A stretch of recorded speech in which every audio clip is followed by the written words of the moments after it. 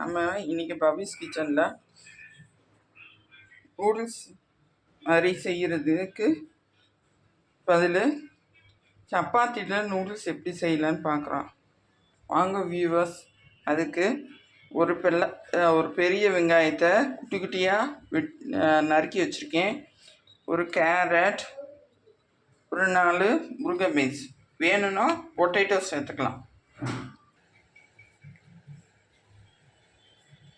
அதுக்கு அடுப்பு first on பண்ணிக்கணும்.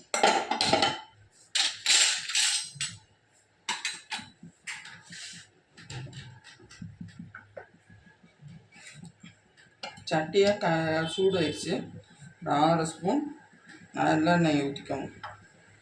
ஆயில் ஹீட் ஆகட்டும்.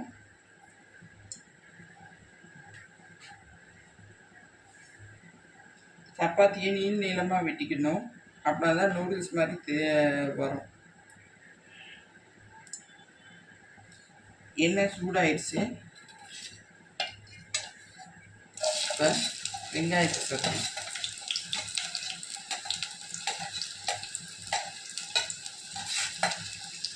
வெங்காயத்தை சேர்த்தாச்சு. தக்காளி வேணும்னு விரும்புகிறவங்க சேர்த்தோம்.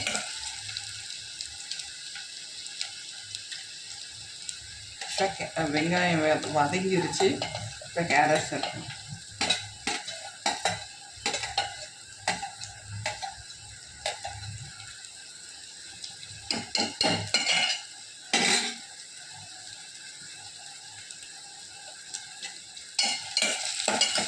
நல்லா வதக்கி விடணும்.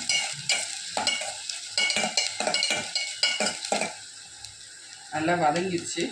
இப்போ நறுக்கி விட்டுருந்தா க்ரீன் பீன்ஸை சேர்க்கலாம்.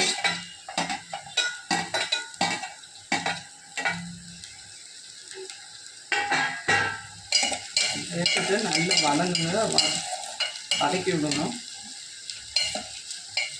எண்ணெயிலேயே நல்லா வதங்கணும். அப்புறம் தான் டேஸ்ட்டாக இருக்கும். இந்த நேரம் உப்பு சேர்த்துக்கலாம் தேவையான அளவு. சப்பாத்தியில் ஏற்கனவே உப்பு இருக்கிறதுனால காய்க்கு மட்டும் உப்பு போடணும்.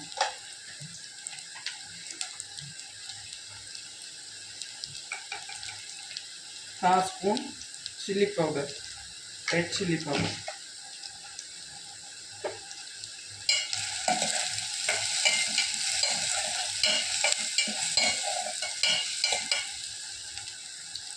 காய் வேணும் கூட கொஞ்சம் வேணும்னா சேர்த்துக்கலாம். நான் கம்மியாக தான் போட்டிருக்கேன். லோ ஃப்ளேமில் வச்சு நல்லா வதக்கியாச்சு. நல்லா ஃப்ரை ஆகிருக்கு. எண்ணெய் பிரிஞ்சு வந்துடுச்சு. இந்த கன்சிஸ்டன்சியில் சப்பாத்தி வெட்டி வச்சுருக்க சப்பாத்தி சேர்க்கணும்.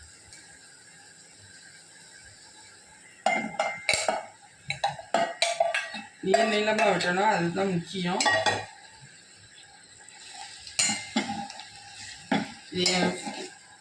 என் பசங்களுக்கு ரொம்ப பிடிக்கும். அதான் அடிக்கடி செய்வேன். ஸ்கூல்ஸ் தான் கொடுத்துடலாம். இந்த இப்போ ஆஃப் பண்ணிடலாம்.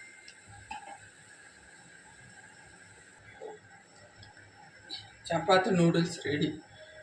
மறக்காமல் லைக் பண்ணுங்கள், கமெண்ட் பண்ணுங்கள், சப்ஸ்கிரைப் பண்ணிடுங்க. Bye friends.